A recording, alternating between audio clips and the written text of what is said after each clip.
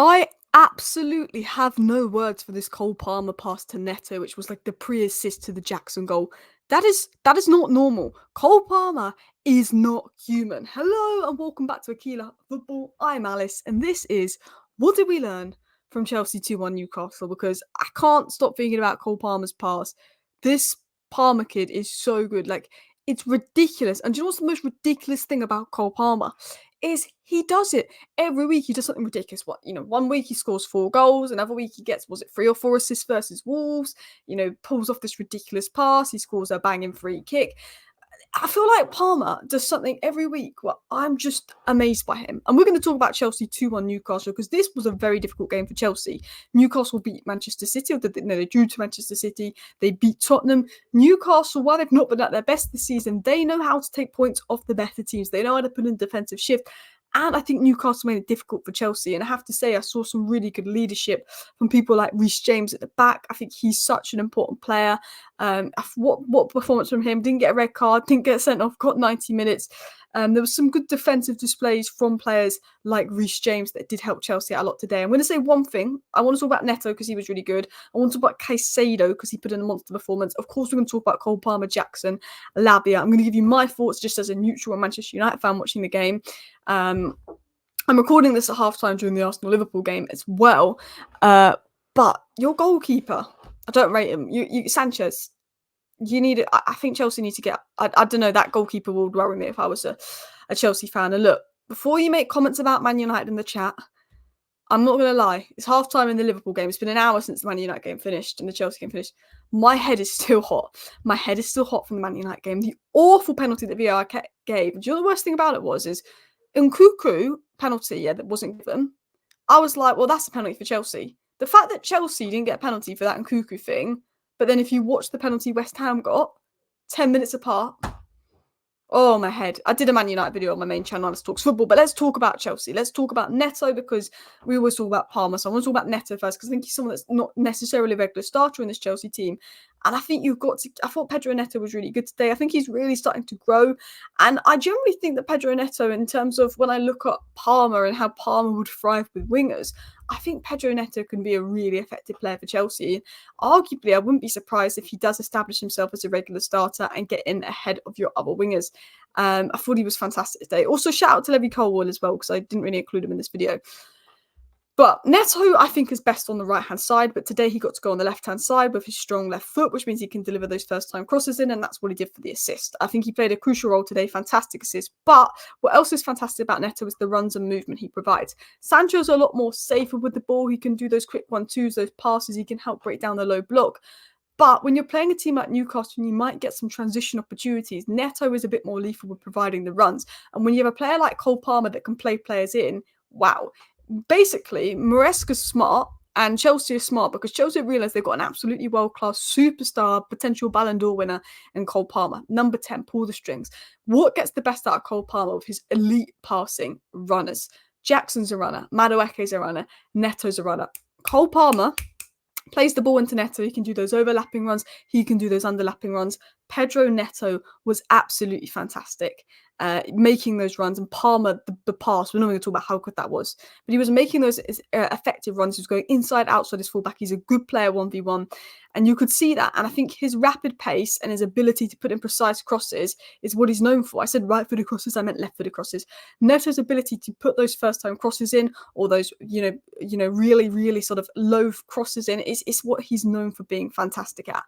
And that's what got the goal today for Chelsea. And that's what put Chelsea 1-0 up. And I think he's really starting to make an impact in this Chelsea side, really starting to establish himself as, like, give me more minutes, Maresca, because you've got Mudryk, Sancho, and Neto that all compete for sort of the left-hand side. I mean, Madueke seems to have the right-hand side on lockdown, but I wouldn't be shocked if if Maresca tries Neto on the right and maybe Sancho on the left again.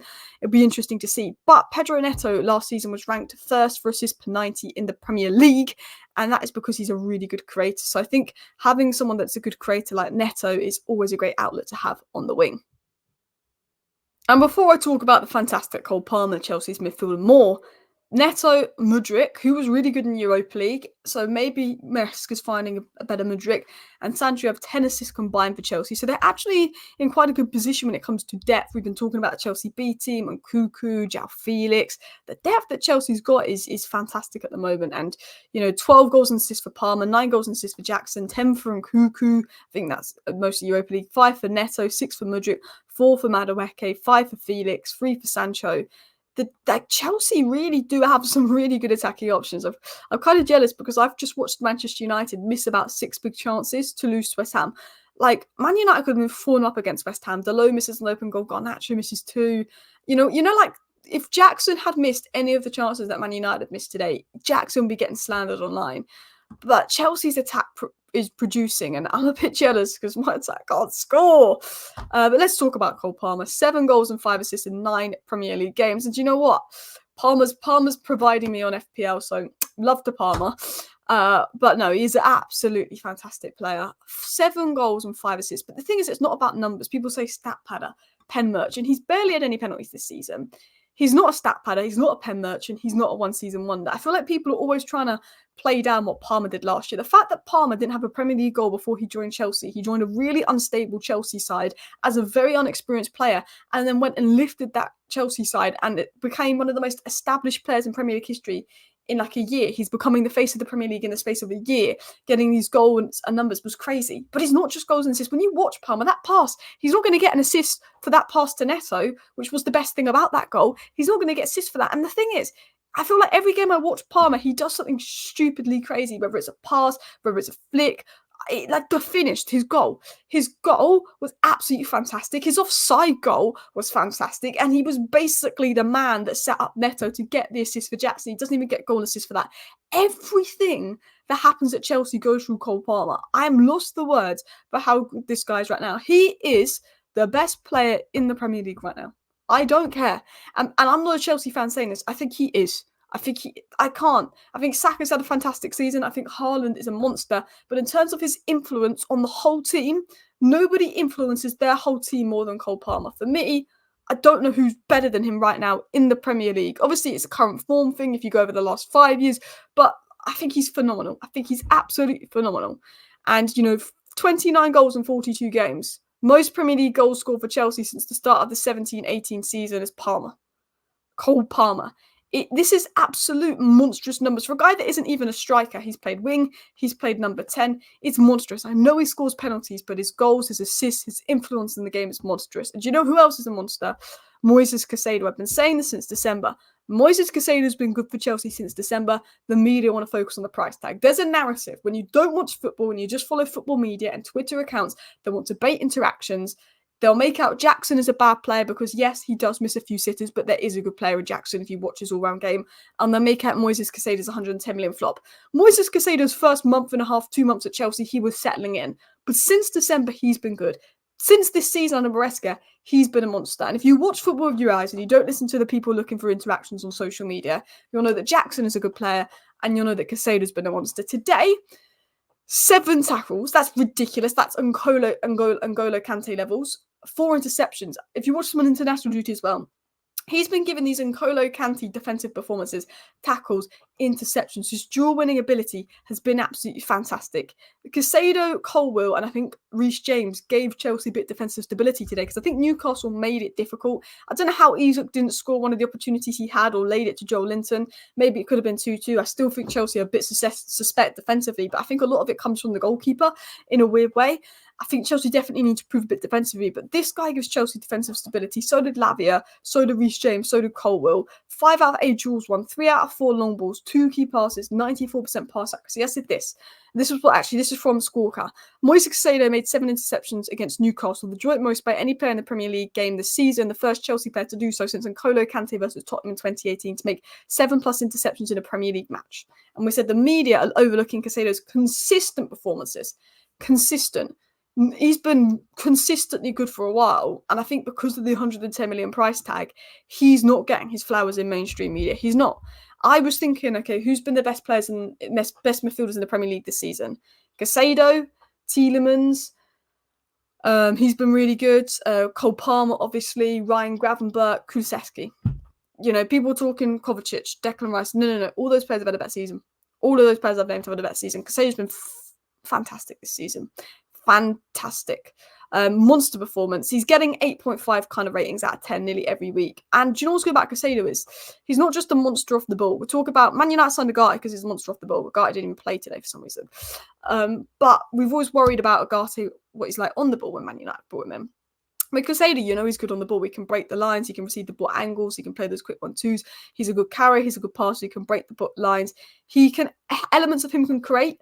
I think him and Lavia is very defensively solid, but and they're very good at breaking the lines, but there's definitely question marks around the creativity. But he can create, he can influence it. For me, he's an 8, not a number 6. And he can influence the game further up, breaking the lines, bringing a bit of creativity as well. He's good on the ball, he's good off the ball. He's one of the best tacklers and duel winners in football.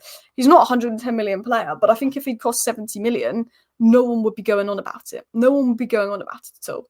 I think he's been good for a while, and I think he deserves his flowers. Reece James back. This is just some random notes. Reece James delivered a solid defensive performance at left back, including crucial goal line clearances and last-ditch tackle. Playing at left back as well is going to be difficult for him. Chelsea made a few changes to the 11, but they still maintained that sort of momentum, consistency, picking up the 3 points. I think he really helped the back line in terms of his leadership. I felt that Chelsea, you could see there was a leader and someone with a big experience in the back line, which I think is what Chelsea need because it's such a young squad and they keep buying a lot of young players that you do need that player that, even if they're not crazy, they're experienced, and you saw that. I think him, Caicedo, Colwill, I think are key for the team's sort of defensive strength and mentality, and I thought it was fantastic from him. I thought Jackson, as we spoke about, underrated player. I think that is 6 goals and 2 assists in the Premier League this season, 20 goal contributions for him and Palmer, often linking up with each other as well. They are the main sort of attackers in the Chelsea team.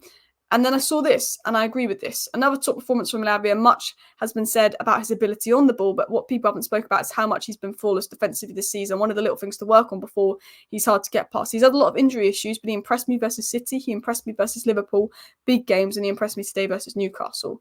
1 assist today, 4 out of 4 accurate long balls, 1 key pass, 2 tackles, 2 interceptions.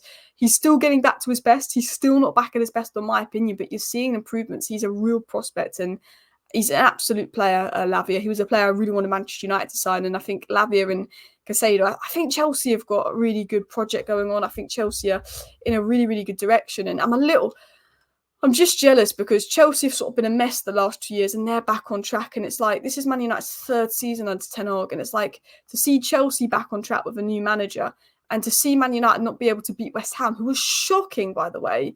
It is so frustrating at the moment. But Chelsea are 5th in the Premier League, only 1 point behind Villa. I think they'll finish above Villa. I actually think that Chelsea have been a bit better than Villa, believe it or not. And they've had harder games. But yeah, Chelsea have got Man United next. So you'll be seeing me either on Alice Talks Football or here next week for Chelsea Man United. So make sure you subscribe. Thank you for watching. Bye.